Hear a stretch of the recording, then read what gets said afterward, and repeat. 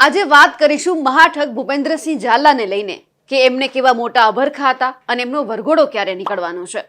નમસ્કાર, નિર્ભય ન્યૂઝ સાથે હું છું રિદ્ધિ।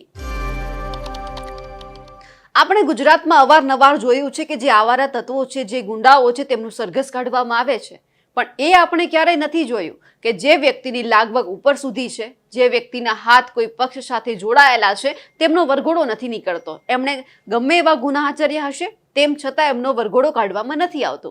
ખ્યાતિકાંડ આપણે જોયો છે। ભૂપેન્દ્રસિંહ ઝાલાની પણ જો વાત કરીએ તો કેટલા દિવસથી તે પોલીસના હવાલે છે, તેમ છતાં હજુ સુધી એમનો વરઘોડો કાઢવામાં નથી આવ્યો।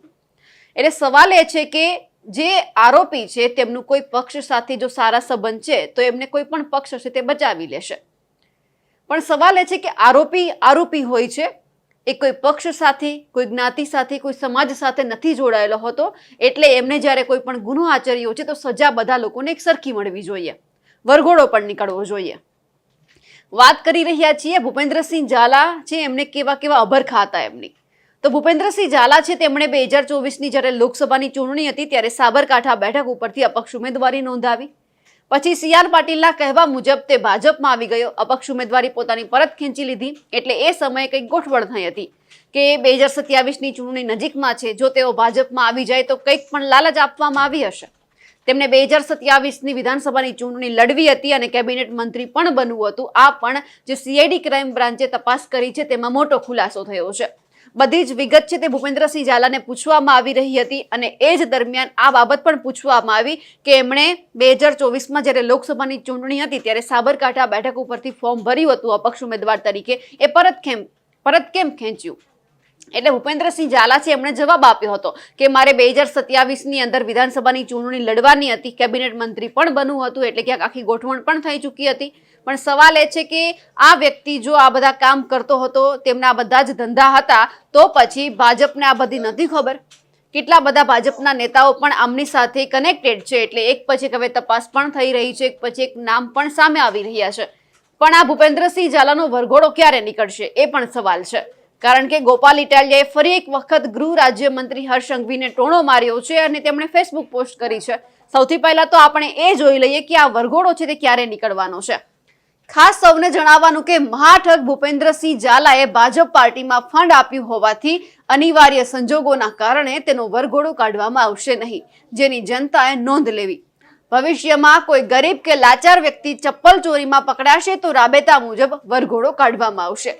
લિખિત અંગ 8 પાસ ડાયલોગ બાજ અહીંયા પણ એમણે લખ્યું છે અને હર્ષ સંઘવીને તેમણે ટોણો માર્યો છે, કારણ કે જ્યારે વરઘોડો કાઢવાની શરૂઆત થઈ, જે આ નિયમ બનાવવામાં આવ્યો કે જે પણ આવારા તત્વો છે, લુખાઓ છે, જે કંઈ પણ ગુનો આચરશે તેમનો વરઘોડો નીકળશે, સરઘસ કાઢવામાં આવશે। એટલે અહીંયા હવે સવાલ છે કે ભૂપેન્દ્રસિંહ ઝાલાનો વરઘોડો નીકળશે કે નહીં, કારણ કે સાબિત થઈ રહ્યું છે કે ભૂપેન્દ્રસિંહ ઝાલાનો વરઘોડો નથી નીકળવાનો। જો નીકળવાનો હોય તો 1 કે 2 દિવસમાં નીકળી ગયો હોય, કારણ કે આમાં અત્યાર સુધીમાં કેટલા બધા નેતાઓનું પણ કનેક્શન સામે આવ્યું છે। 6000 કરોડ રૂપિયાનું જ્યારે ફુલેકું ફેરવવામાં આવ્યું, તેમ છતાં બધા જ લોકો ચૂપ છે, ફક્ત કાર્યવાહી કરવામાં આવી રહી છે।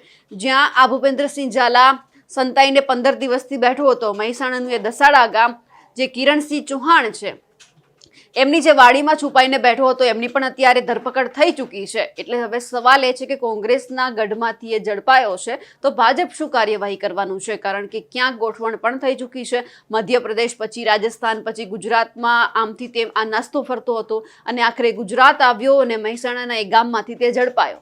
જેમણે આશરો આપ્યો હતો તેમની પણ ધરપકડ થઈ ચૂકી છે। પણ સવાલ હજુ પણ એ જ છે કે આટલા મોટા અભરખા હતા, ભાજપ જાણતું હતું કે આ બધું જ થવાનું છે, તો શું ભાજપ તેમના કામથી વાકેફ નહીં હોય? ભાજપને ખબર નહીં હોય કે આ વ્યક્તિ આટલા કરોડ રૂપિયાનું ફુલેકું ફેરવવાના નિશાના ઉપર છે, લોકોનું કરોડોનું કરીને જતો રહેવાનો છે, કારણ કે એમનામ તમે કોઈ પક્ષમાં જાઓ છો તો લોકો કે કોઈ પક્ષ હોય છે એ બધું જ જાણી સમજી અને પછી તમને એમના પક્ષમાં લે છે। તો ભૂપેન્દ્રસિંહ ઝાલામાં આવું કેમ નહીં થયું હોય? કેમ ભૂપેન્દ્રસિંહ ઝાલા છે ભાજપને ફંડ આપતો હશે? એ પણ અહીંયા સવાલ છે, કારણ કે ગોપાલ ઇટાલિયાએ સ્પષ્ટ લખ્યું છે કે જે વ્યક્તિ ભાજપને ફંડ આપતો હતો એટલે એમનો વરઘોડો નથી નીકળવાનો। પણ હજુ પણ એ જ સવાલ છે કે શું ગુજરાતના કાયદા કાનૂન એટલા નબળા છે કે અહીંયા આરોપીમાં ફરક રાખવામાં આવે છે? વરઘોડો કાઢવામાં આવે છે તો જે આવારા તત્વો છે, જ્યાં ભાજપનું ચાલે છે, ભાજપ બોલે છે, બધું જ કરવા માટે જે એમના પોલીસ છે સાંભળે છે ને પછી વરઘોડો નીકળે છે. જ્યાં ભાજપનું નથી ચાલતું ત્યાં કંઈ જ નથી થતું. જે કોઈ નાની મોટી મદદ કરી લે છે એમનો વરઘોડો નથી નીકળતો. હજુ ખ્યાતિકાંડના આરોપીઓ હજુ પણ ફરાર છે, હજુ પણ એમનો વરઘોડો નથી નીકળ્યો. આ બધું જ ક્યાંક એવું લાગે છે કે સત્તા પક્ષ માટે સામાન્ય છે, પણ સાહેબ સામાન્ય કઈ જ વસ્તુ નથી હોતી. સામાન્ય લોકોનો સવાલ છે. કેટલા લોકોએ આમાં જીવ ગુમાવ્યો છે, કેટલા લોકોના પૈસા આમાં સંડોવાયેલા છે બીઝેડ ગ્રુપમાં. તો એ પણ તમારી જવાબદારી આવે છે કે આમના જે મોટા અભરખા છે એ પણ તમે સાંભળ્યા છે, તમે જોયા છે. તો એક વખત હજુ પણ તમારી પાસે સમય છે વરઘોડો કાઢવાનો. અમારા અહેવાલને લઈને આપનું શું કહેવું છે કમેન્ટ કરીને ચોક્કસથી જણાવજો. સાથે જ અમારી નિર્ભય ન્યૂઝ ચેનલને લાઇક, શેર અને સબસ્ક્રાઇબ કરવાનું ભૂલશો નહીં. નમસ્કાર.